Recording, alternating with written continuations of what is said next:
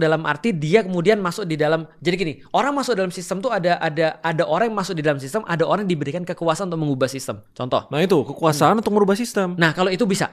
Nah itu. Kalau itu bisa. Tapi kalau misalnya dia masuk doang ya, cuma untuk di dalam sistem itu sulit. Contoh kayak gini. Dulu aku pernah kerja di satu perusahaan, karena perusahaannya Chinese, boleh dong, namanya perusahaan keluarga, boleh dong. Kalau dia pengen agar anaknya yang jadi pemimpin, boleh kan? Boleh. Dan salah satu aturannya adalah dia nggak akan memberikan saham 51% pada orang yang bukan keluarga, boleh nggak? Boleh. Berarti sistem pasti akan dibuat untuk mempertahankan status quo. Iya benar. Nah maka kemudian kita bisa cari contoh di dalam Al-Quran. Nabi Yusuf ketika dia punya mimpi, Nabi Yusuf bukan. Rajanya punya mimpi, dia mimpi ada 4 kebo kurus dan 4 sapi kurus dan 4 sapi gemuk.